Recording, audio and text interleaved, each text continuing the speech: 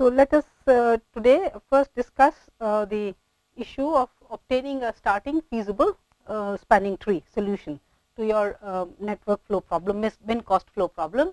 So, here is a problem with 5 nodes, and these numbers indicate your, I should have said somewhere here, these are your BIs. So, node 1 and node 3 are the 2 source points, and nodes 2, 4 and 5 have demands. So, the demands are shown with the negative PIs. Okay. Then these numbers, the first number is the cost and the second number is the upper bound on the arc on the flow, right. So, there is more than one way always of obtaining a basic feasible solution, starting feasible solution. I will indicate both to you, but we will discuss this one in little more detail, and this is phase 1. So, that means phase 1, right. So, the idea is that you add artificial node to the network and then connect all nodes which have positive supplies to with the arc coming into 6, and all nodes which are your market points, that is 2, 4 and 5, you connect the arc has to go from 6 to that node, right. So, you can see that, and of course, the supply here would be 0. So, therefore, you see this point will then get 8 units, because 5 plus 3 are the total supplies available in the network. So, 8 units will go to 6, and then these 8 units will get redistributed to 2, 4 and 5. So, 2 has the demand of 2, 4 and 5 both have demands of 3 units. So, this is the thing. So, you start with this, and you can just like your phase 1, that you start your basic feasible solution with the artificial arcs. So, here your starting solution 16 x16 is 5, and of course, the cost to these arcs will be 1, just like in phase 1, okay, and the original costs will be all zeros, right. So, what we are saying is that your in phase 1 your C, or okay, I will write out this here, C16 is equal to C36 is equal to C62 equal to 6C4 equal to C65 is 1, right. All other Cij equal to 0. That means the original arcs have cost 0, exactly phase 1. So, you just see the correspondence at every step. Okay. So, here this is your this thing, and now we will compute the dual solution. So, quickly you can immediately see that for this arc, for example, for a supply point, it will be W1 minus W6, which is 0, right, W1 minus W6, which should be equal to the cost here is 1. So, for all the supply points, the dual cost would be 1, and for all these things, for all demand points, it will be minus 1, exactly the same way, right. And so, we begin our simplex network simplex algorithm. So, you can see that start with the node, and I will use the first encountered arc, first beneficial arc encountered as the candidate for coming into the basis. So, if you look at arc 1, 2, what is the cost, the relative cost? The relative cost C12 bar is, see, the arc is 1, 2, right, and the cost is 0 here. So, C12 is 0. So, this will be minus 1, and then W2, which is this, minus 2, this is less than 0. So, in fact, I do not need to repeat these steps, but just maybe 1 or 2 iterations I will show you. So, therefore, this is an arc for coming into the basis, and so you have to add this arc. The moment you add this arc to your tree, it becomes there is a cycle, and you want to increase the flow. So, the orientation of the cycle is this, right. So, if this is plus delta, this will be minus delta, because the arc is in the opposite direction, and here also it will be minus delta. So, we just look at the upper bounds here. See, for example, delta here cannot be more than 3. So, your choice of delta has to be minimum of 3. Then here the flow on this arc is 2. So, you cannot reduce the flow by more than 2. So, therefore, this will be 2, and here of course, this is 5. So, that is fine, you have this, so this is 2. So, that means the incoming arc 1, 2 comes at a level 2. right, and in place arc 2 6 leaves the basis, right. So, we will do the calculation right here, and I will make this arc basic.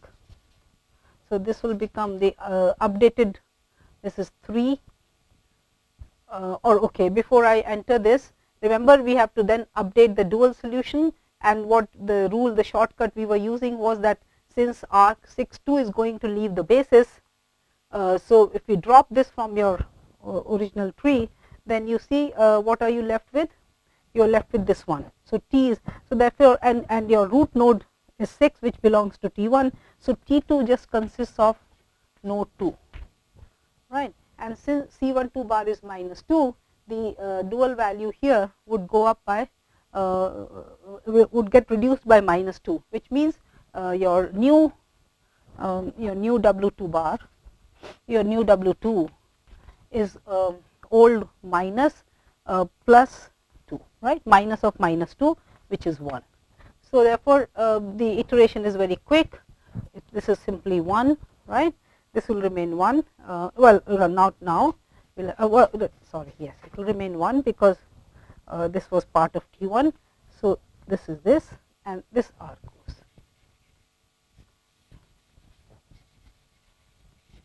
So, this arc goes out of the basis. So, this is your new tree, right. So, one artificial arc has left the basis, right. So, let us compute the relative prices again. So, C24 bar is minus 1, so that is less than 0, minus 2 is less than 0. So, we are I will say that this arc, if it enters the basis, there will be an improvement in the cost, and I am taking the first arc that I get, which is eligible. And so, the orientation of the cycle, you see, if 2 4 has to enter, then the and since the flow has to increase on 2 4, the orientation of the cycle will be like this. So, it will be plus delta here, minus delta, and plus delta, right. And so, yeah, that okay, that yeah, right, fine. So, then delta comes out to be minimum of 313, because you already have 2 units of flow here, and the flow at most can be 3 units on arc 1 2. So, therefore, delta will be minimum of 313, you can see, because actually this is only 2 2. So, I should not have written 3 3, it should be 2 2. Okay.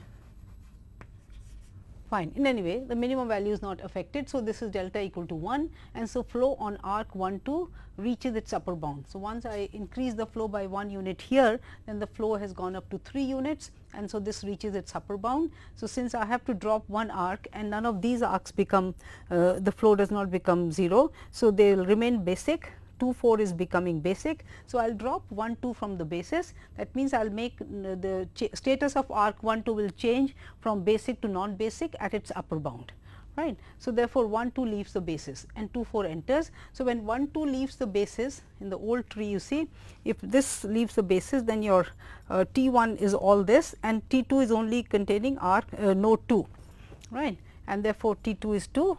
And so, your and since arc 2 4 is entering, that means P q. So, P belongs to T 2, P belongs to T 2. Therefore, you will increase the W 2 prime by the C 24 bar. So, therefore, 1 plus minus 2, because C 24 bar is minus 2. So, for when P is in T 2, then you add the C 24 the relative price of the incoming arc, and if q belongs, then you subtract it. So, it is 1 plus of minus 2, which is minus 1. So, that is the only change in your this thing, and of course, you update the flow. So, I have shown it yeah. So, therefore, the new flow I am showing you here. So, the new basic feasible solution, this is non basic, and this is the current flow. I can something okay. I think originally the flow was 3 here on these 2 arcs. And so, I am probably updated the flow right here also, but in any case this is the current basic feasible solution. So, it is 2 2, and this flow is become 1, the arc 2 4 enters the basis at level 1, this becomes non basic, and I have shown you okay, fine. So, now we continue with the okay. So, as I said that I am not using the Danzig's rule for entering variable, for where you choose the most eligible arc. I simply choose the first incoming, and of course, you might say what would be the way to first incoming, and of course, that of course, you may decide whichever way. So, the first arc that you hit as a eligible arc, you can enter it into the basis. So, in the example that I solved in the last lecture, the min cost flow problem, I would like you to update there. I use the Danzig's rule for entering a arc in the basis. So, now try to apply the first eligible arc rule and see if there is a difference in the number of iterations. Of course, one example is not enough, but fine, you might just check for that. Okay.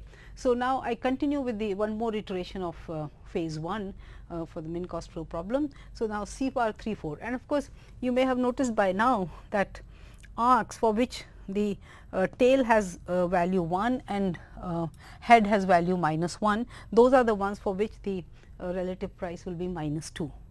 You might have discovered that by now. So, C bar 3 4 is equal to -2 is less than 0, and so here again when you give the orientation of the cycle, because flow on 3 4 has to go up. So, this is plus delta, minus delta, and this is minus delta, right. So, here delta will be 2, and here 3 4 the flow can be at most 4 units. So, therefore, minimum of 4 and 2, which is 2. So, therefore, the flow can increase by 2 units on the arc 3 4, and in that case 6 4 will become non-basic, right. And so, here also you can immediately see that when 6 4 is leaving the basis, then your T 2 is 2 4, T 1 is this one, right, 1 6 and 3. So, 2 4, and then 4 belongs to your leaving arc is incoming arc is 3 4. So, Q is 4 and 4 belongs to T 2. So, your why should I write this? This should be W 4 prime. So, W 4 prime which was -1. So, -1, and then this is -2. So, +2 which becomes 1. So, W 4 prime is +1. So, I should update this to 1.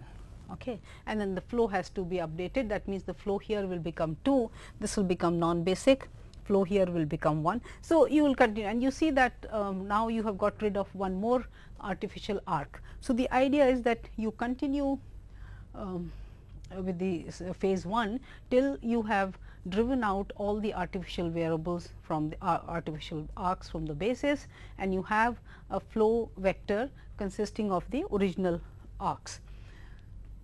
In case you have you still have a artificial arc at 0 level, then you again know methods how to enter any of the original arcs in the basis to form a cycle, which can form a cycle with the current consisting current tree consisting of the cycle must contain that artificial arc at 0 level. You do that, and then you can enter, because there will be no change in the flow, since the outgoing arc has 0 flow, right. So, your delta will come out to be 0. So, you know you can handle that part, how to finally obtain a basis. So, now of course, the issue that is left is I have not yet discussed that, and I plan to do that as I promised for bounded variable transportation problem also, and the same thing almost applies here. As I told you, the only difference between a min cost flow problem and a bounded transportation problem is that for the min cost flow problem it is a general network, for bounded transportation it is bipartite. So, I would like to give you sufficient condition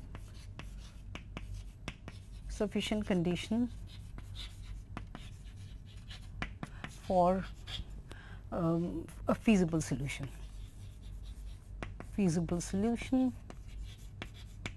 for min cost flow problem.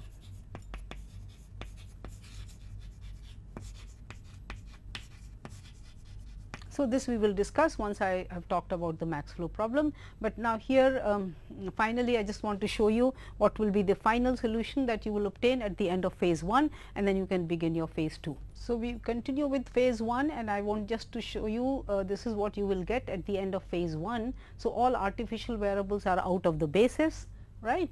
I have written here final solution of phase 2. What I meant is that final solution of phase 1, and now you can begin your phase 2. Okay. So, phase 2 you will put the 0 thing here, or no, so the root node is this. So, you will put your W1 as 0, and then you can immediately compute your 2, 3, 4, 5, the W's corresponding to the other nodes, and you can begin your network simplex algorithm. So, no problem. So, as I was telling you that it is possible that your phase 1 may end with some artificial variables in the basis at 0 level, then you know how to drive them out and get a flow vector consisting of the original set of arcs. Okay. And as I said, it is also important that you should know, you should have sufficient conditions for the solution being for the problem being feasible, and I would like to discuss that in one go when we have talked of the max flow problem. So, now ad hoc methods for obtaining a starting solution. The idea simply is that you just start from your first node, whichever is the supply point, send as much flow as you can along the arcs which are going out of it. Then you go to the next node which has a surplus node, you again from there send it, keeping in mind the upper bound constraints. So, you just like that you can try to satisfy all the demand constraints and use up all the supplies, and then you can reduce the solution that you obtain. That will not necessarily be a basic feasible solution. That means, it will not be a spanning tree. It may have more than m minus 1 arcs, n minus 1. If the number of nodes is n, it may have more than n minus 1 arcs. So, then I will give you a method to reduce the given feasible solution to a basic feasible solution.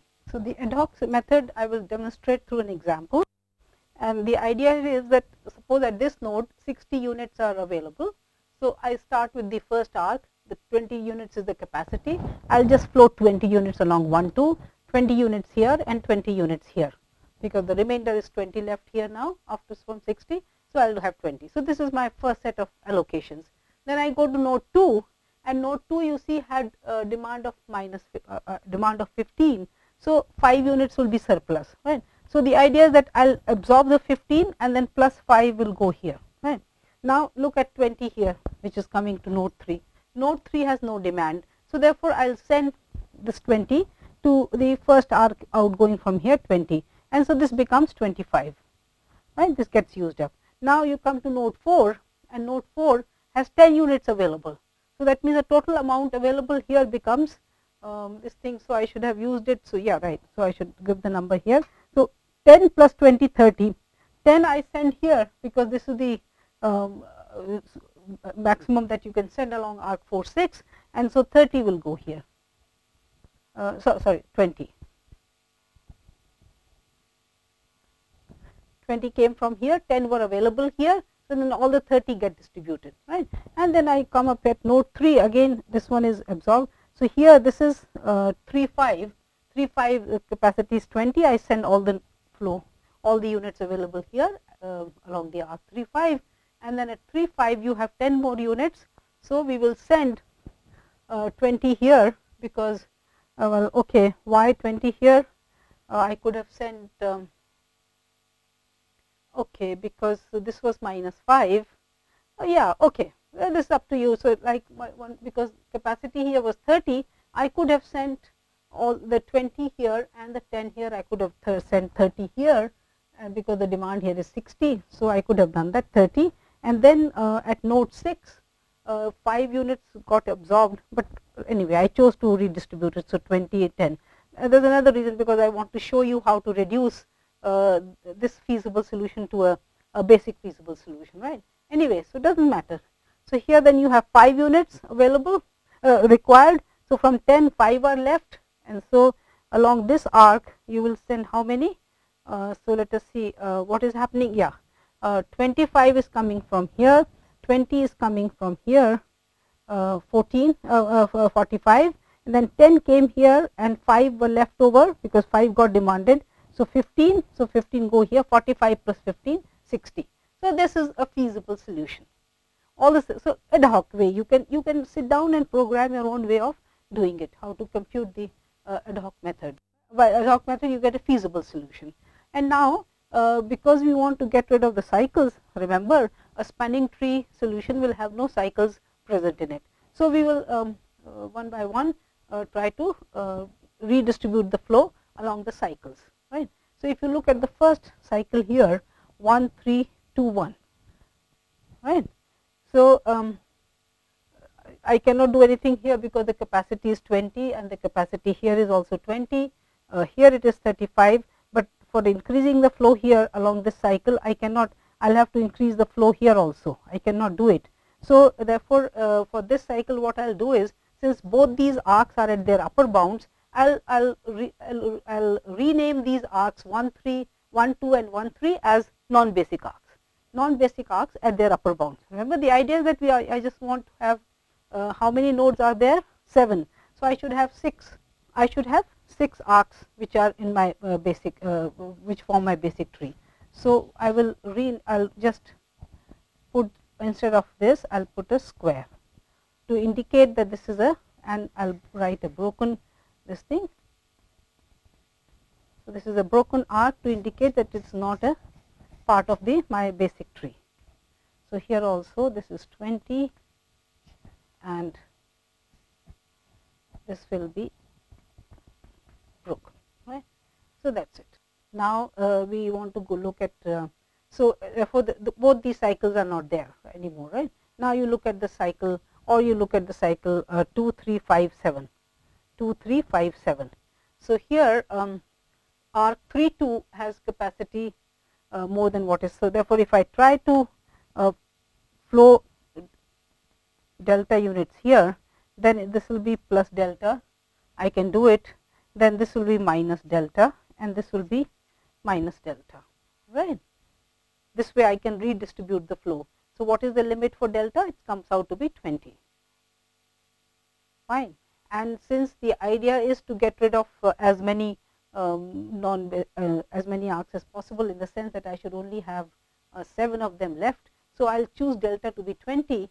And so both these arcs will go away, right. And so the flow here will become, oh, but I cannot choose delta to be 20 because this is 35. So only 15, and here this is 10. So I can choose delta to be 10 only. So that means, yes, and once I choose delta to be 10, then this arc will reach its upper bound, and I can then call it a non-basic arc, because I am searching for 6 basic arcs which can form my basic feasible solution.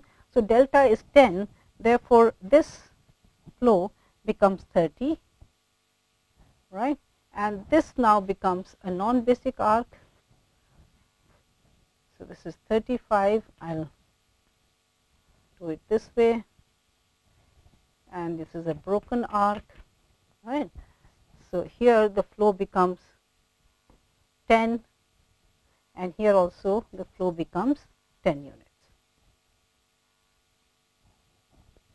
So this is what, keeping the upper bound constraints and maintaining flow conservation, that will anyway be maintained if I reallocate the flow along cycles. So then I have this. So I have managed to get rid of 3 arcs, or at least rename 3 arcs as non-basic, right. Now you look at this cycle here. So this cycle, see what is happening is, yes, I can try to increase the flow here. The upper bound here is 40, that's no problem.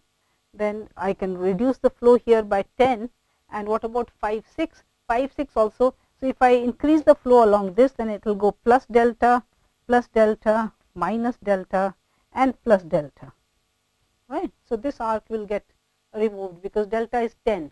See, 5 6 the limit is 30, so fine. For 3 5 it is 20, so delta can be 10, and 4 3 there is plenty of scope because the upper bound is 40. So I can choose delta to be 10, and again you have the choice of either making this non-basic or this non-basic, because this will be non-basic at its upper bound and this will be non-basic at 0 level. So let us do that, right. So we will remove this. This arc goes out, right, and so this will become 30,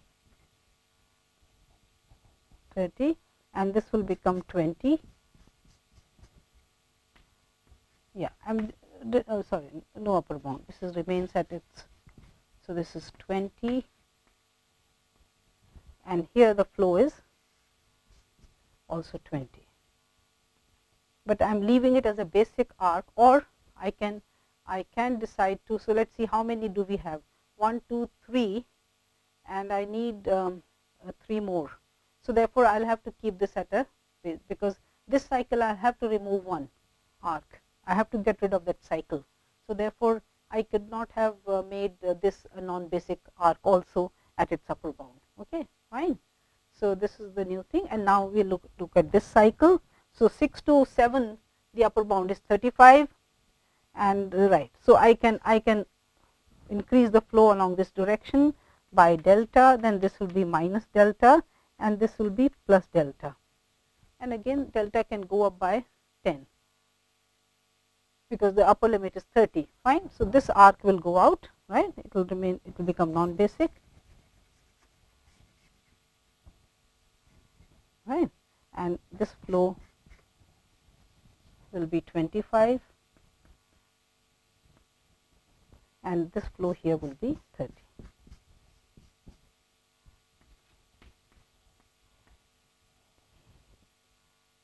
So, you see, if you remove these arcs, then you have 1, 2, 3, 4, 5, 6 arcs, they form your spanning tree, and this gives you a starting feasible solution. Okay. So, this is an ad hoc method, and one can do, but mostly the softwares that are developed for min cost 4 problem, they program phase 1, because it is easier to program it. Here you can see that you will have to use lot of judgment at every point how to do it, though one can probably program this also, but anyway, I just wanted to show you that you can get a starting feasible solution. Then, yeah, so that takes care of your starting feasible solution. The next step is now what you want to talk about is degeneracy. Remember, that was the second issue that we have to tackle here, right? Okay, let me here begin from the very beginning. So, first I will talk about degeneracy in the simplex algorithm, degeneracy and its repercussions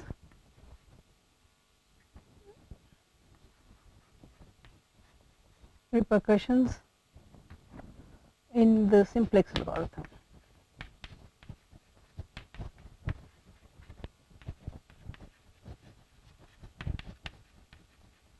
Okay. So, I did talk to you about, so what I gave you first, the Bland's method.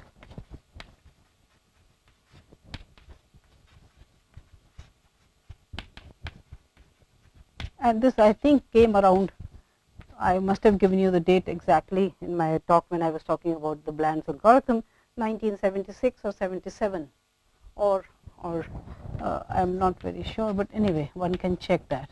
So, this was given by Bland, but I should have any discussion on degeneracy would be incomplete without the lexicographic, because that concept still is used, maybe different ramifications of that concept is still there. So, I thought I should talk about the lexicographic method. So, what does lexicographic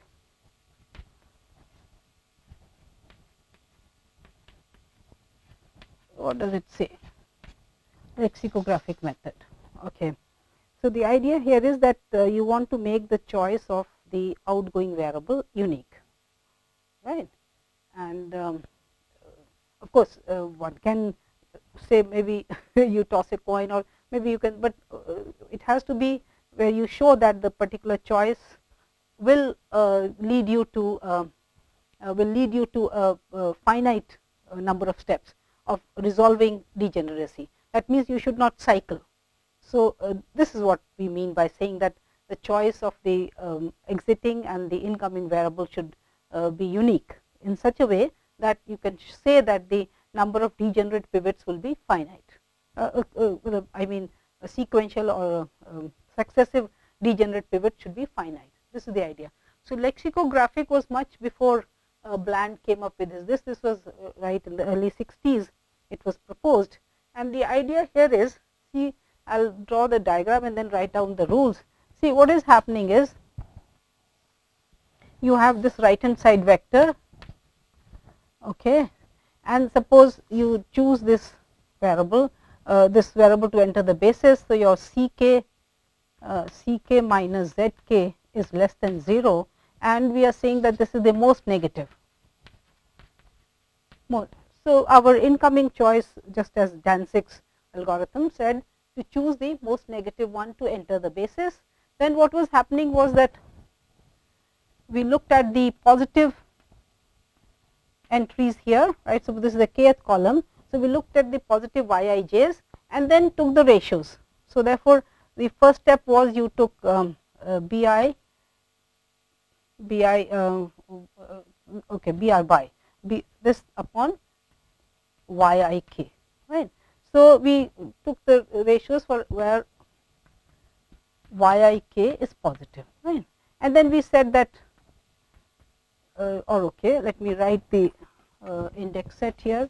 So, we said that let I naught be equal to all I or all R consists of all R such that BR bar upon YRK is minimum of BI bar upon YIK positive. Okay. So, I naught was this. Now, if R was unique, if I naught had only one index in it, which is R, then so if I naught is equal to R, then sorry, here it would mean 1. Then XBR leaves the basis.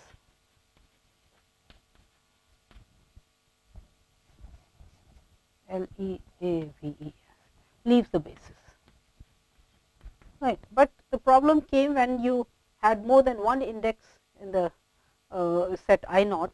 That means there was a tie. Suppose for this and this there was a tie, right. All three ratios were the same. So, then how do you decide which one exits the basis, right. This is where, and because once you do the pivoting, then on any one, then the remaining two variables will become 0, the new values will be 0, and so you can cycle. So, one wants to avoid that, right. So, therefore, Bland gave you one rule, which was that if you have more than one, then choose that smallest index. That means, out of the 3, if this is the smallest basic variable in terms of its index, then you allow this to leave the basis. So, Bland gave you this rule.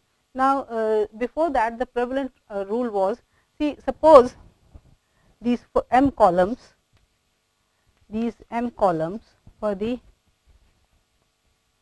identity matrix, right, in the beginning. So, therefore, this initially this was I, that when we started the algorithm, suppose your starting basic feasible solution was an identity matrix, and this will happen if you have slack variables consisting of making up your basis. Then this was the identity matrix, and now of course, so you have y1 to ym. So, at some intermediate iteration, these are the new columns, right, they have been transformed. So, then they said that suppose, so now you have I naught, you have more than one index here, then you take the corresponding element here and divide by this. So, then you take the ratios for this column from here, right. That means, first you chose, you took the ratios for the yi case positive, you took the numbers here and took the corresponding ratios, there were ties. Then you take now the ratio, that means you should form the index set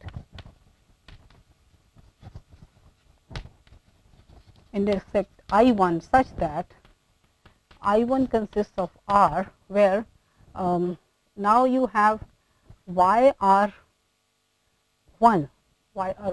that means the Rth, this thing from here, divided by YRK, right. This is minimum of yi1 upon YRK, right, I belonging to I naught. Is it clear? The definition is that for all the indices that are present here, you take those components, corresponding components in the first column here, and then take the ratios from the corresponding yiks, and then again find out the ratios, and then choose the minimum one, right. Now, same rule here again, if this is 1, then xbr leaves the basis, right. Otherwise,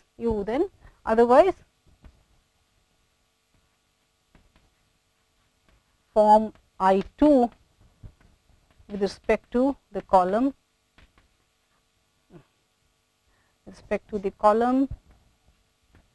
y2.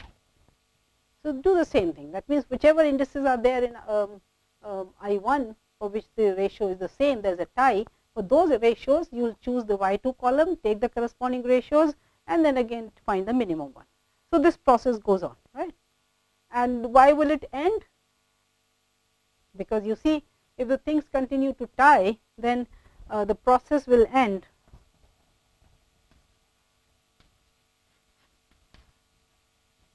for j less than or equal to m. Process will end for okay, I should say for n for ij, where j is less than or equal to m.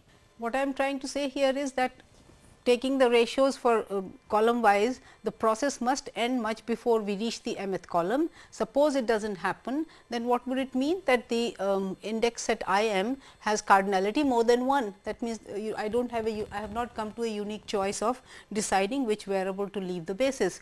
So, this means that any two rows with indices in Im are multiple of each other.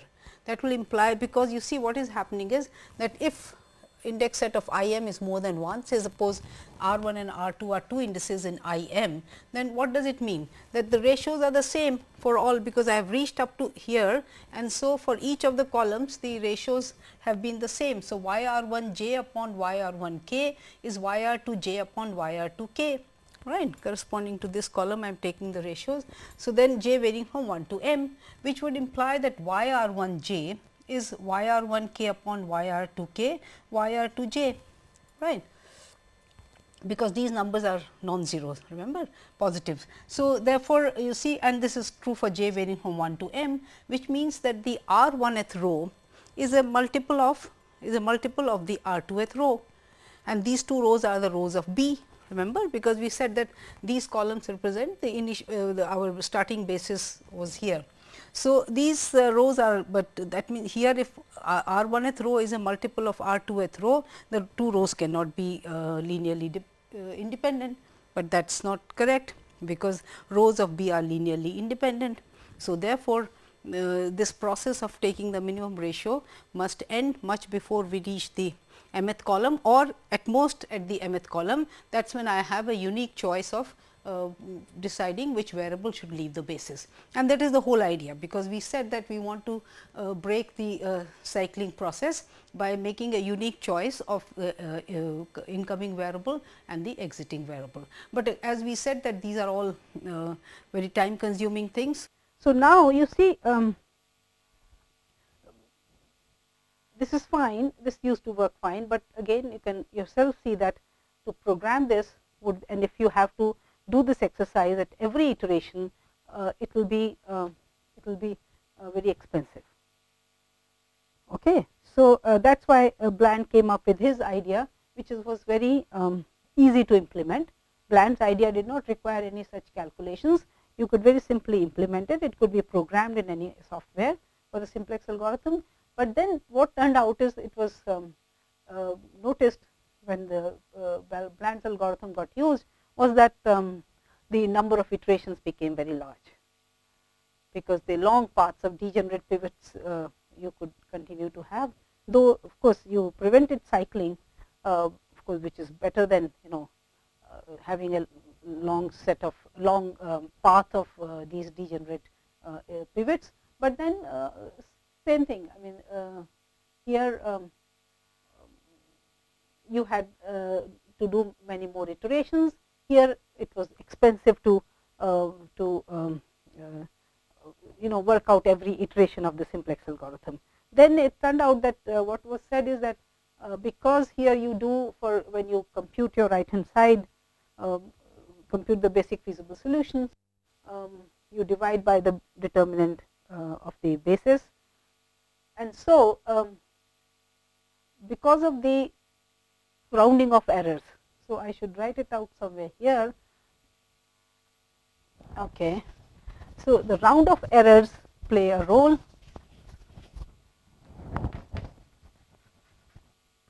Round-off errors do not give you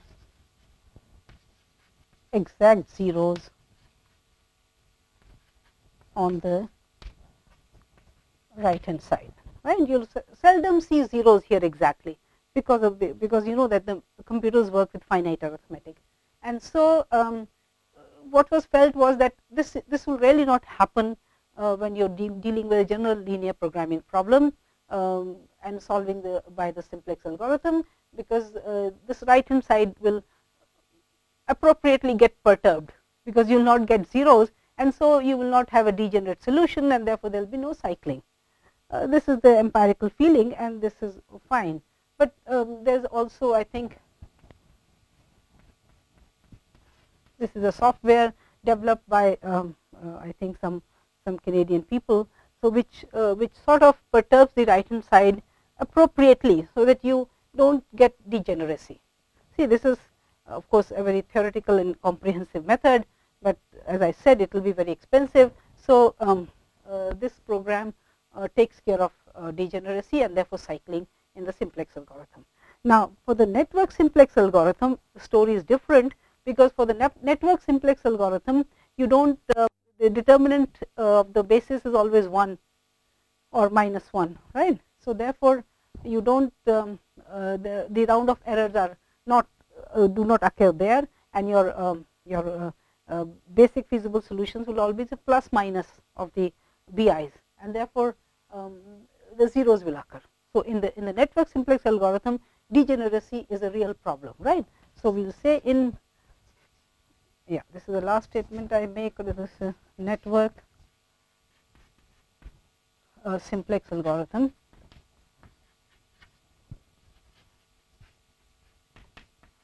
In a network simplex algorithm, degeneracy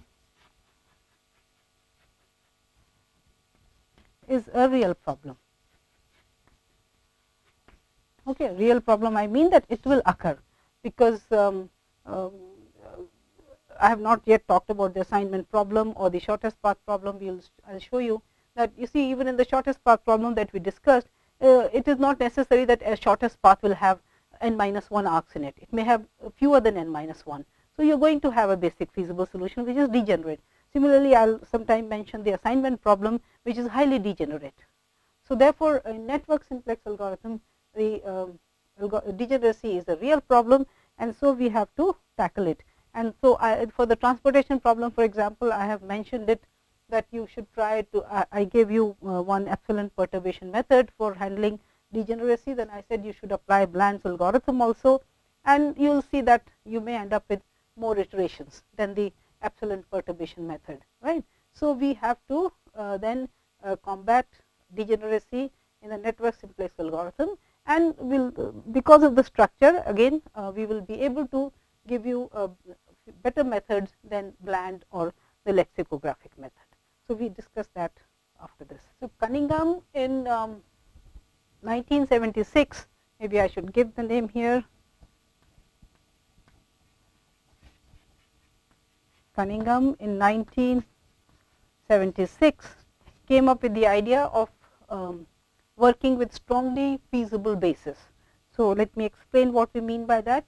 A strongly feasible basis definition, this is a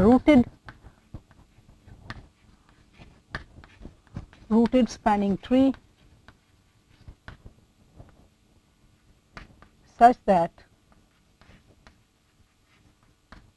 all arcs with zero flow are pointing, this is pointing towards the root, pointing towards the root, and all arcs, I mean in the tree span. So, it is a spanning tree, it is a rooted spanning tree, so that all arcs with 0 flow are pointing towards the root, and all arcs at their upper bound are pointing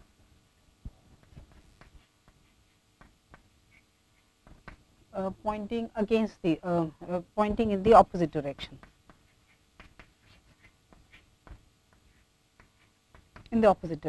right. And you can see that. So, I will give you an example what we mean by this. See, this is an example.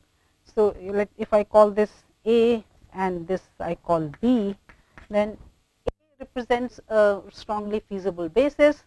You see, because here this is an arc which is saturated and it is pointing away from the root.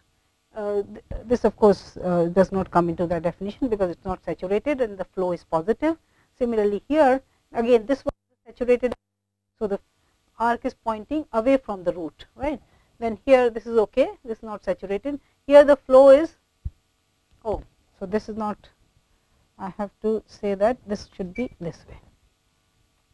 So, here this is 0 flow, then it has to be pointing towards the root, and the idea is that another way to define a strongly feasible basis is that from every node of the tree you should be able to send positive flow to the root. And you see that immediately from here, for example, I can send a positive flow of 2 units because you already have 2 units here. So, this flow will get reduced, it is possible to do it. Then from here, because again you have 3 units in this direction, I can send 2 units here, right. Similarly, from here, because this is saturated, I will reduce the flow and I can send 2 units here again along this arc, right. Similarly, from this point onwards, because the flow is 0, upper bound is 3, I can send at most 3 units, and then but here I can send 2 units. So, therefore, from 6 to 1 you can send 2 units.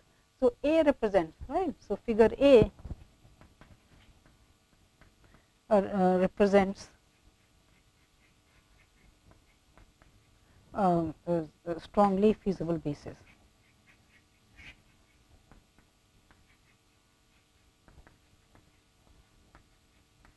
Yeah, I have not given you the see, the idea is that it is a feasible solution in the sense that the demands and the supplies are met, and after that this is the additional condition we are imposing, right.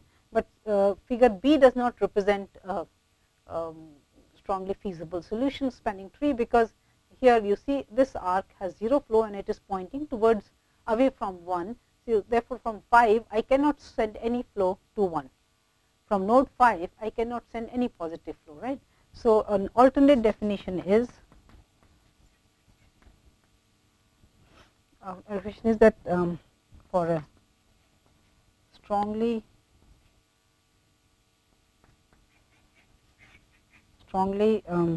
feasible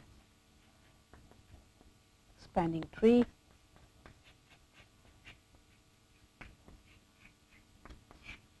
it should be possible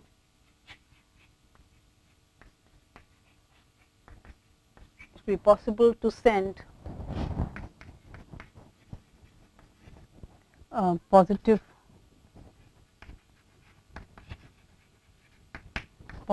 flow from any node to the root node. Okay, so this is an alternate, and which one can very easily check. One can write a small program to always check whether this is this, right. Now, then the second thing is, how do you maintain at every time? Because if you have to bring in a base arc into the bases and remove an arc, then so how to maintain? That is the next step, right? How to maintain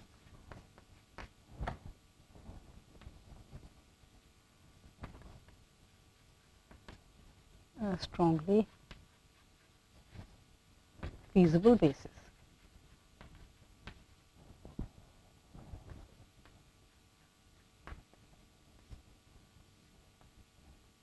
How to maintain a strongly feasible basis?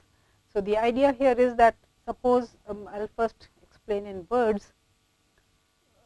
Suppose this is an arc which is coming in into the basis, right.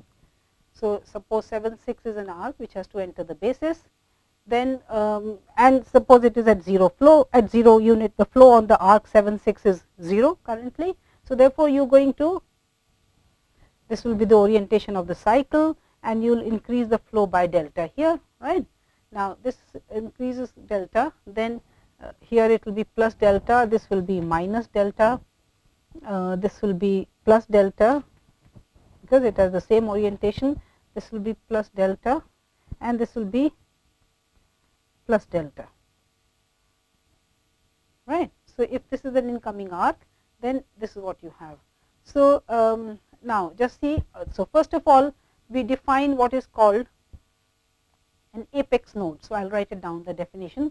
The idea is that if this is an arc which is coming into the basis, then from both these nodes, the tail and the head of the incoming arc, you have path up to the you have a path up to the root node. So, if this path meets somewhere before the root node, then that will be the apex node, otherwise root 1 is the apex node. So, we will first, let me make a few definitions here. So, what we say is that suppose, so I will give you the rule for, suppose LK is the incoming arc,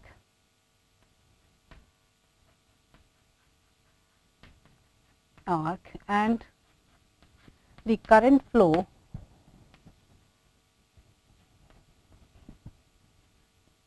on it is 0, right. Therefore, the cycle formed has the same orientation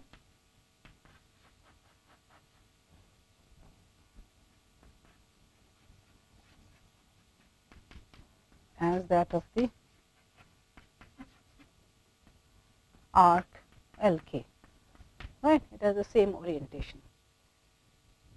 Then let the paths from nodes L and K to the root node meet at a node W. W may be the root node also.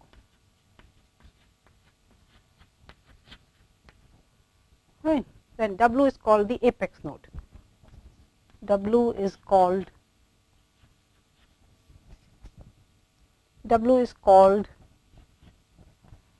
the apex node.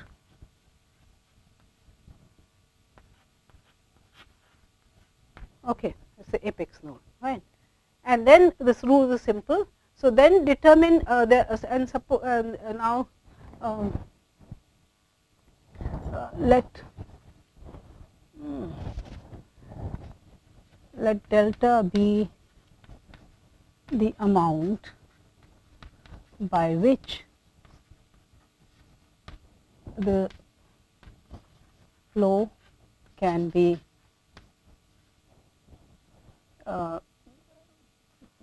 allocated along the cycle, or actually reallocated along the cycle, right. So, and you can say, and suppose that Ij and St are the blocking, or maybe are the blocking arcs. There will be more than 2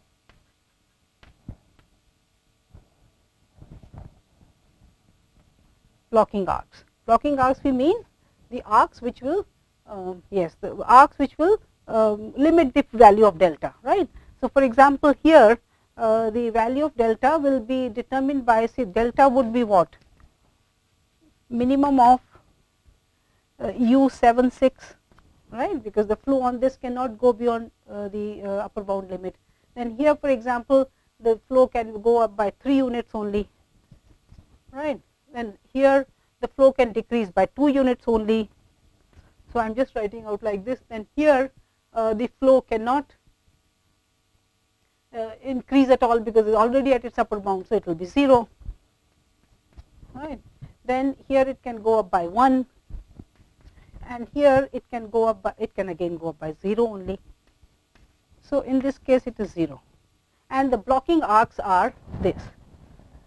So the blocking arcs, right. So therefore in this case the blocking arcs are 1, 2 and 5, 7, because they limit the value of delta, right. The delta cannot be anything positive here.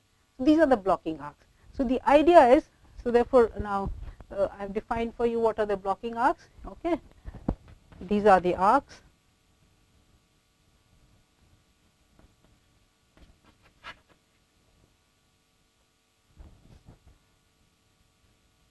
Which limit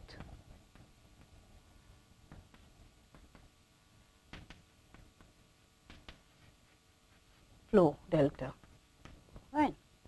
So now what it says is that choose, so the exiting arc, this is the rule finally they are giving, exiting arc,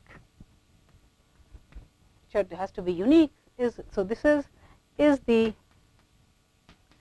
last blocking arc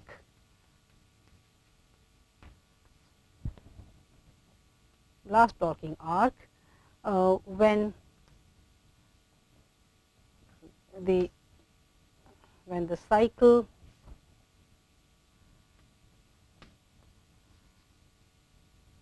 CYCLE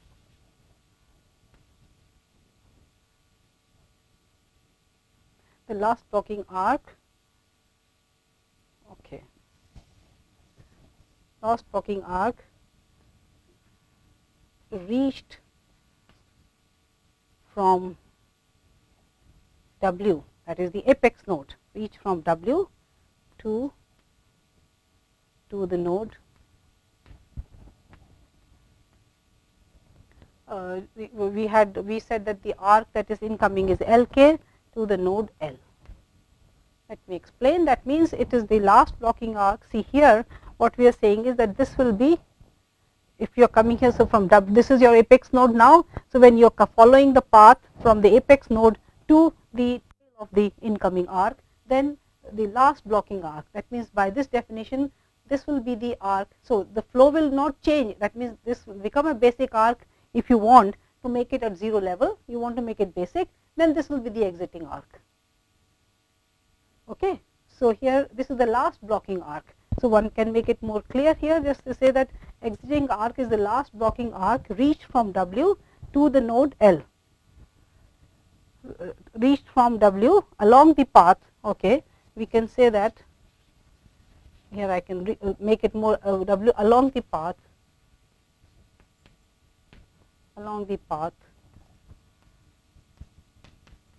to node L. So it's the last one. If you do it, then what you have it, so the remaining, so the new tree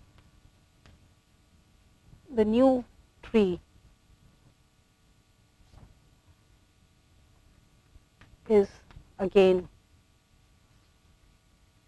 strongly feasible.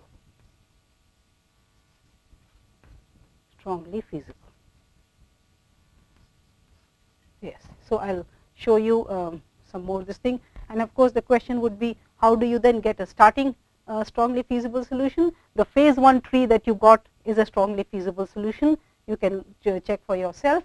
Okay, because these the artificial variables, the artificial arcs do not have any upper bound limits on them.